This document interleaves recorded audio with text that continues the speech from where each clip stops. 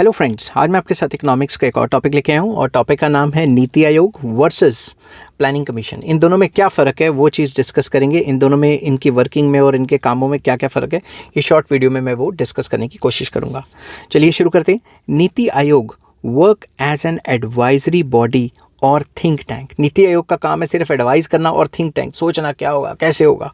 It will provide relevant strategic and technical advice to the centre and state governments. ये सिर्फ advice देता है कि भाई सेंटर और स्टेट गवर्नमेंट को ये करना चाहिए, but it will not have powers to allocate funds to centre and state governments. इसके पास ये पावर नहीं है कि पैसे एलोकेट कर सके।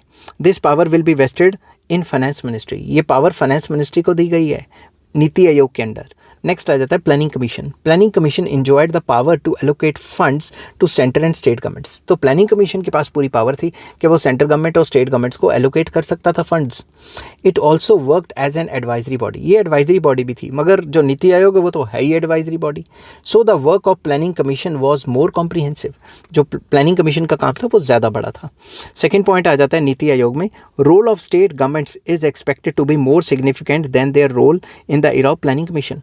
प्लानिंग कमीशन के टाइम पे स्टेट गवर्नमेंट्स का रोल इतना इंपॉर्टेंट नहीं था जितना नीति आयोग के टाइम पे है। State governments will have more powers and freedom in framing plans. वो अपने हिसाब से प्लान बना सकते हैं, मगर प्लान को पूरा करने के लिए उनके पास पैसे तो है नहीं। सेंट्रल गवर्नमेंट पता नहीं देगी नहीं देगी, ठीक है ना। It will promote cooperative federalism. इससे क्या हुआ, जब स्टेट गवर्नमेंट्स को ज़्यादा पावर मिली तो फेडरल स्ट्रक्चर को काफ़ी मजबूती मिलती है। दूसरी तरफ state governments enjoyed less power in designing state plans. उनके पास उतनी पावर्स नहीं होती थी कि वो स्टेट लेवल पे प्लान बना सकें। They had to get approval from planning commission for finalising their state plans. उनको अपने स्टेट प्लान्स को फॉर्मुलेट करने के लिए, बनाने के लिए पहले उनसे जो अप्रूवल लेनी पड़ती थी, तभी तो वो पैसे पास करेंगे ना। थर्ड आ जाता है नीति आयोग में, the number of full time members is less than planning commission. It is a smaller body. ये जो नीति आयोग है ये स्मॉलर बॉडी है, बट प्लानिंग कमीशन में the planning commission was comparatively a larger body. Last planning commission had 8 full time members. 8 full time members है, यहाँ 3 होते हैं, ठीक है। Next, NITI Aayog can have part time members. इसके पास पार्ट टाइम मेंबर्स भी हो सकते हैं। These will be from leading universities, research institutions और एक्सपर्ट्स विद स्पेशल नॉलेज।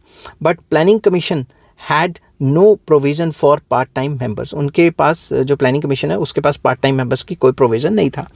तो नीति आयोग में क्या है, member secretary will be known as CEO, chief executive officer, and will be appointed by prime minister. तो प्राइम मिनिस्टर इसको appoint करेगा। मगर दूसरी तरफ members and member secretary were appointed through usual process like government employees. Government employees में से लिए जाते हैं जो अपनी फील्ड में एक्सपर्ट हो। There was no designation of CEO का कोई डेजिग्नेशन जो प्लानिंग कमीशन है उसके अंडर नहीं आता था, ठीक है। ये थे कुछ डिफरेंसेस जो प्लानिंग कमीशन और नीति आयोग के बीच में हैं। आई होप ये वीडियो आपको पसंद आई होगी। अगर पसंद आती है तो please like, share and subscribe. Take care, bye bye.